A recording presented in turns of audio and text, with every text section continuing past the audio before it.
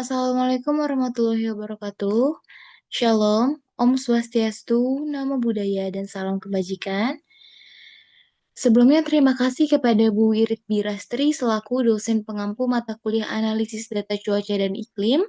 Di sini saya akan mempresentasikan hasil dari ujian akhir semester mata kuliah analisis data cuaca dan iklim. Mungkin sebelum itu saya akan perkenalkan diri terlebih dahulu. Nama saya Octavia Maharani dengan NIM 1229025. Langsung saja ke slide yang paling pertama. Di sini saya menyajikan plot dari transformasi wavelet, di mana saya mengambil titik wilayah kajian di Kabupaten Pesawaran, Lampung, Provinsi Lampung, tepatnya di Pulau Sumatera. Untuk Kabupaten Pesawaran sendiri memiliki koordinat bujur antara 104,86 derajat hingga 105,36 derajat dan memiliki lintang di antara minus 5,84 derajat hingga minus 5,13 derajat. Nah, untuk data wilayah kajian Kabupaten Pesawaran ini saya mengambil data sekitar 40 tahun di mana itu dari tahun 1981 hingga tahun 2020. Nah, bisa dilihat, jadi hasil dari transformasi wavelet terhadap data curah hujan bulanan di Kabupaten Pesawaran menunjukkan adanya pola dominan dengan periode sekitar 1 tahun atau 2 bulan. Di sini menunjukkan periode 1 tahun yang berisikan 12 bulan yang konsisten dan signifikan sepanjang tahun 1981 sampai tahun 2020. Kemudian bisa dilihat pada plot wavelet power spectrum di mana warna merah yang gelap serta pinggirnya yang kehitaman ini merupakan tanda di mana kekuatan spektral cukup tinggi pada skala waktu tahunan periode 1 tahun ini. Sedangkan untuk yang warna terang ini memiliki siklus yang lebih rendah daripada warna merah ini. Nah, untuk warna merah ini menandakan adanya pola musiman yang kuat dan sejalan dengan karakteristik iklim tropis yang bisa jadi dipengaruhi oleh fase-fase tertentu, misalnya fase ITCZ atau sistem monsun gitu. Nah, selain dari pola tahunan, terdeteksi juga yang warna terang ini di rentang tahun 2 tahunan atau 4 tahun. Meskipun tidak sekuat yang warna merah ini yang muncul secara konsisten, sinyal ini juga yang warna terang ini mempresentasikan hasil dari pengaruh fenomena iklim global seperti El Nino atau La Nina yang memberikan kontribusi terhadap variabilitas interanual pada periode Kabupaten Pesawaran ini. Eh, dari eh, dari variabilitas interanual itu tuh mempengaruhi adanya penurunan curah hujan saat El Nino dan peningkatan saat La Nina. Namun spektrum ini memberikan sinyal yang bersifat intermittent atau seringkali tidak melewati batas signifikasi secara statistik. Makanya sinyal ini seperti terpisah-pisah, spektrum maksud saya. Nah, dapat disimpulkan dari spektrum atau plot yang telah direpresentasikan pada transformasi wavelet ini, jadi hujan di Kabupaten Pesawaran ini tuh dipengaruhi oleh dua skala waktu utama. Yang pertama adalah siklus musiman tahunan yang kuat atau konsisten ini, dan yang kedua adalah variabilitas interanual yang lebih lemah dan tidak konsisten. Yang ini. Nah, dari pemahaman yang kita bisa ambil dari plot ini tuh, kita bisa mengetahui bahwa tiap wilayah iklim di Indonesia itu berbeda-beda, namun khusus untuk Kabupaten Pesawaran ini memiliki variabilitas secara interanual. Mungkin bisa di slide selanjutnya. Nah, untuk slide selanjutnya ini menampilkan PC1 yang ini, kemudian ada script plot dan juga PC2. Nah, perlu diketahui dulu teman-teman bahwa analisis PCA ini tuh dilakukan untuk mengidentifikasi pola utama dari variasi spasial dan temporal curah hujan di wilayah Sumatera. Karena di sini saya mendapatkan wilayah Sumatera. Pada hasil script plot ini menunjukkan dua komponen, yaitu PC1 dan juga PC2, di mana menjelaskan sebagian besar variasi total dalam data PC1 ini sekitar 20,2106% dan PC2 sebesar 11,48%. Nah, sementara komponen lainnya memberikan kontribusi yang jauh lebih kecil sehingga dua komponen ini tuh dianggap cukup representatif untuk analisis. Nah, secara spasial PC1 ini tuh menunjukkan gradasi utara dan selatan dengan nilai positif. Bisa dilihat dari warna-warna yang telah ditunjukkan ini juga, di mana ini juga mencerminkan perbedaan signifikan dalam pola iklim yang berkaitan erat dengan angin musiman atau monsun. Nah, untuk pola temporal sendiri dari PC1 ini tuh relatif stabil dari tahun 1980 sampai tahun 2020. Jadi, jikapun ada peningkatan, bukan peningkatan yang melonjak langsung tinggi, namun ini cukup stabil. Nah, tapi bisa kita lihat di tahun eh, setelah 2005, ini tuh menunjukkan anomali yang cukup kuat daripada tahun-tahun sebelumnya. Di sini 1995 ada juga, namun langsung stabil seperti semula. Namun setelah tahun 2005 ini cukup signifikan penguatannya di terutama di tahun sekitar 2009 sampai 2010, kemudian di tahun 2015. Nah, oleh karena itu PC1 ini tuh dapat diinterpretasikan sebagai representasi dari pola musiman akibat monsun dan juga tren iklim jangka yang panjang. Kemudian kita beralih ke PC2. Nah, untuk PC2 ini sendiri berbeda dengan PC1 sebelumnya, di mana PC2 ini menunjukkan nilai tertinggi di pantai Sumatera dan nilai lebih rendah di timur, yang mengindikasikan pengaruh dari fenomena laut atmosfer seperti ENSO, IOD, atau juga MGO pada PC2 ini. Nah, pada PC2 ini juga terlihat pola temporal menunjukkan fluktuasi yang lebih sering dan cepat. Ini bisa disesuaikan gradasi-gradasi warnanya, di mana dari fluktuasi yang lebih sering itu mencerminkan respons terhadap variabilitas jangka pendek dan juga menengah, termasuk gangguan iklim submusiman seperti MGO yang berlangsung sekitar 90 hari.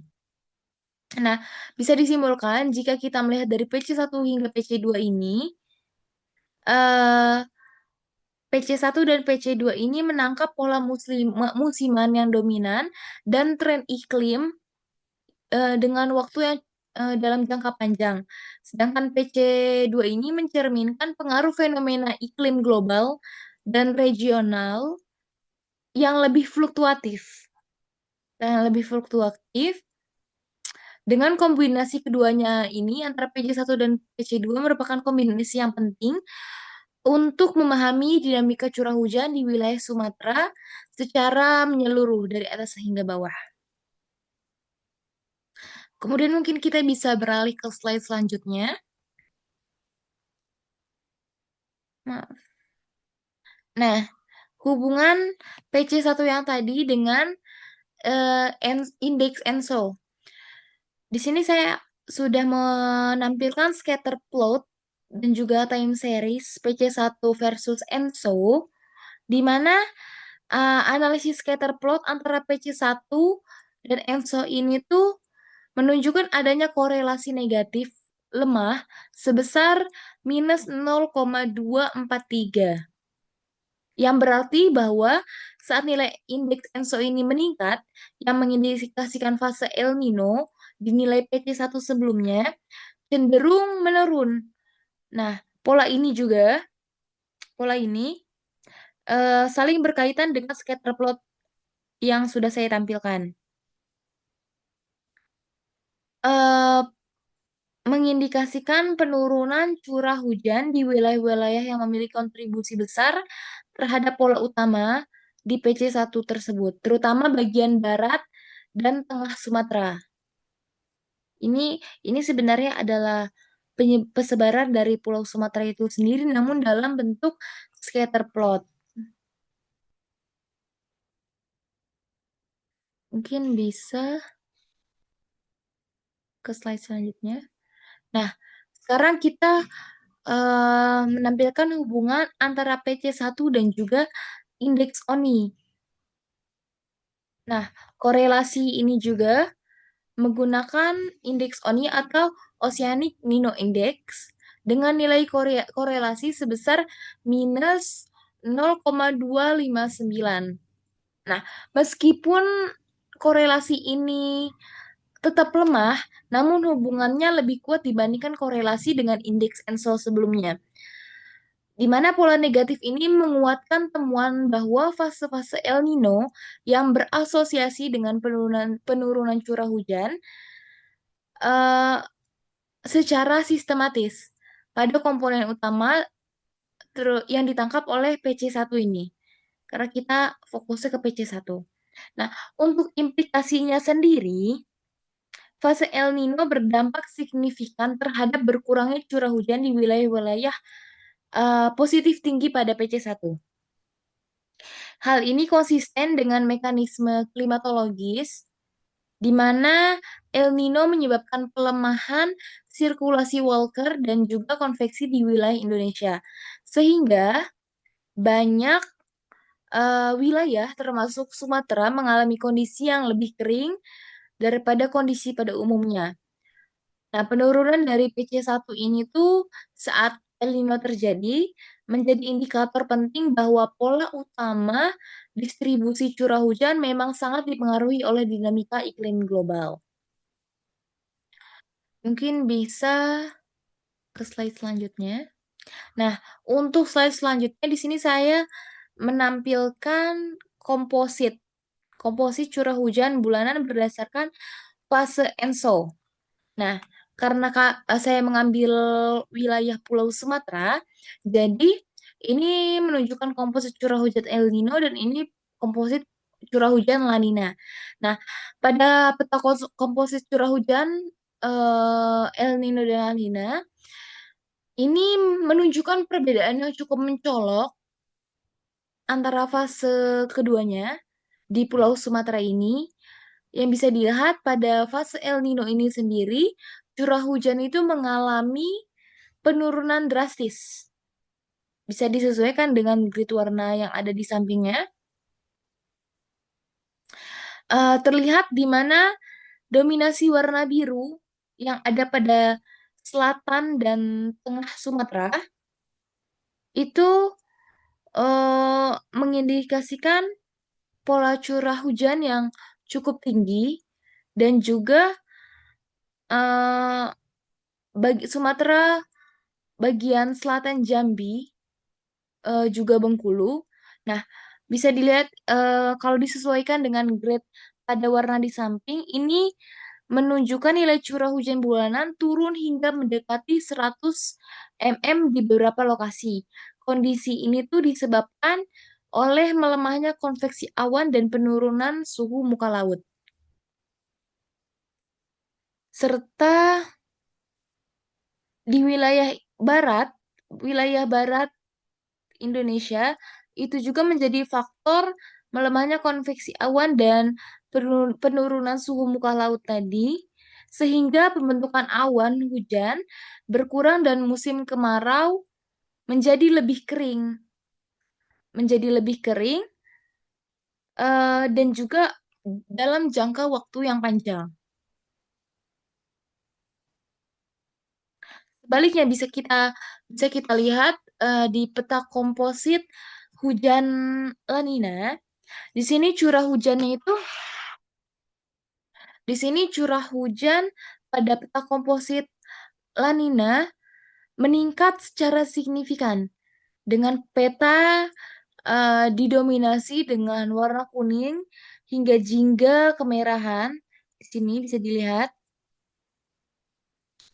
di mana itu menunjukkan beberapa wilayah mencatat curah hujan 300 sampai 400 mm per bulannya. Nah, peningkatan ini paling terlihat di bagian Bengkulu, Jambi, Lampung, Aceh, dan juga Sumatera Barat. Dari eh,